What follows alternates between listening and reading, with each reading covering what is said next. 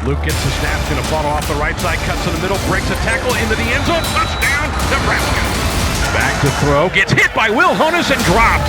A sack by Will Honas. Big hit by.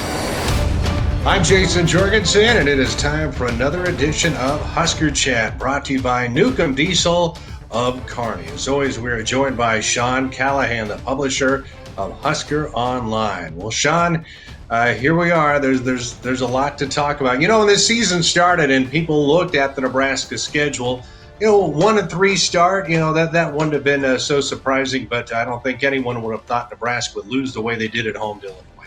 Yeah, I mean, that's when you look at it in two different ways. I mean, Nebraska has been underdogs in 3 of their first 4 games, and they're 1-3, so that checks out. But I don't think anybody, like you said, Jason, expected a loss like Saturday. And I think you hope that in year 3, you're beyond that. You're beyond taking an opponent for granted. You're beyond getting embarrassed and blown out against a team that on paper you were supposed to be a 2-touchdown to 17-point favorite over, and not only lose, but look pretty bad doing it. I mean, Nebraska fans are passionate, they're prideful, and that was about the worst possible scenario the state and the fan base could have taken from Saturday, having a loss like that to a team like Illinois. We all knew this rebuild would take some time, even though Scott Frost had some immediate success there at Central Florida. When you look at this program now, what's the biggest surprise to you that things haven't gone in the right direction? Well, I think it starts with quarterback. I thought year 1, Adrian Martinez, I'm like, well, they've got their quarterback now for at least 2 to 3 years figured out, and you can do a lot when you have that. And that obviously, as we know, has not been the case since year 1 when he was amazing, and then, was a preseason Heisman finalist favored at one point to start the year. And we know where kind of things have turned from there. So I think that's where things started.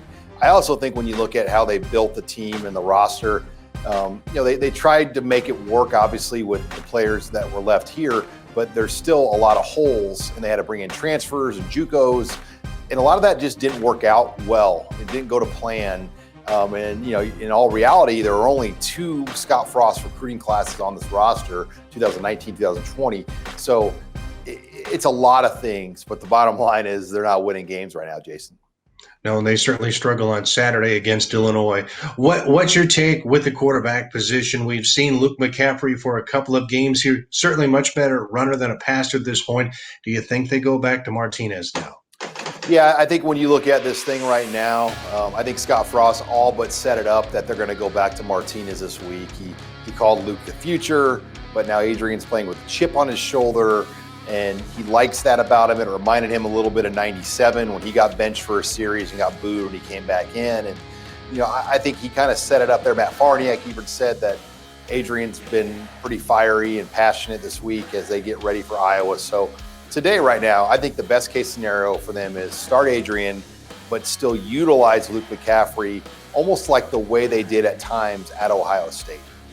Well, that seemed like it worked in stretches in that one for them. Now, let's talk about the Black Shirts.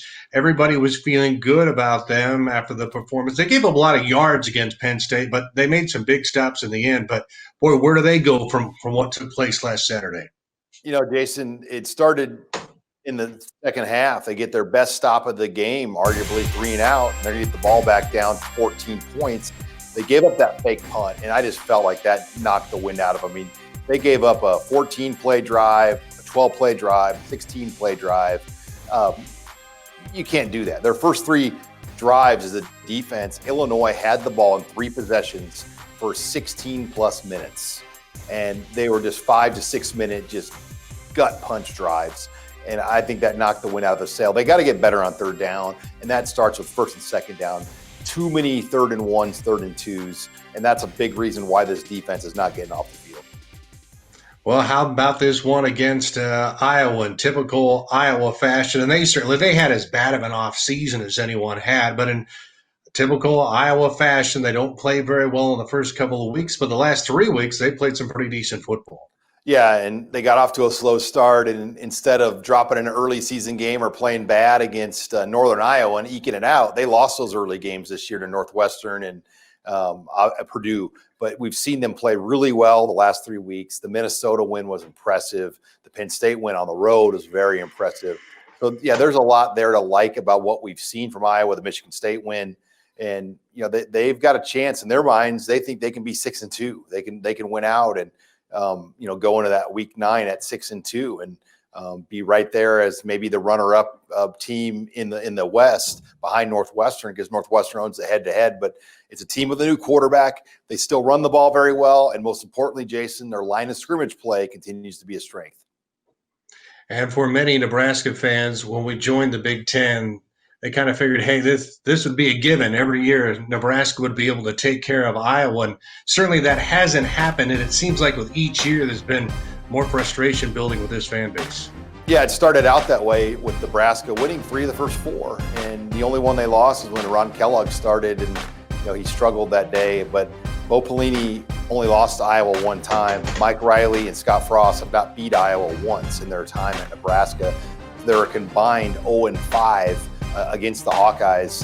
This is a series that's now in favor of the Hawkeyes, 6-3. It's hard to believe, Jayson, we're at year 10 of this Black Friday game, and it's become a tradition for these two teams to play on Black Friday, and Iowa's embraced it. And they joke one of the reasons why they like it is they keep winning. I mean, they keep beating Nebraska, and Kirk Ferentz at first wasn't a fan, but I think when you win 5 in a row, all of a sudden you really like playing on Black Friday.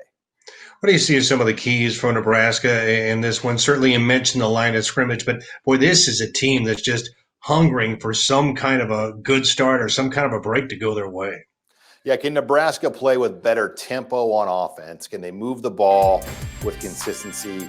That has been a huge problem. And, last week I still believe they should have called a timeout on that first fumble that they went right away and just went to it. I think that deserved a full review. I know the referees said differently, but I think if a full slow-down review had been made, they would have got the ball back.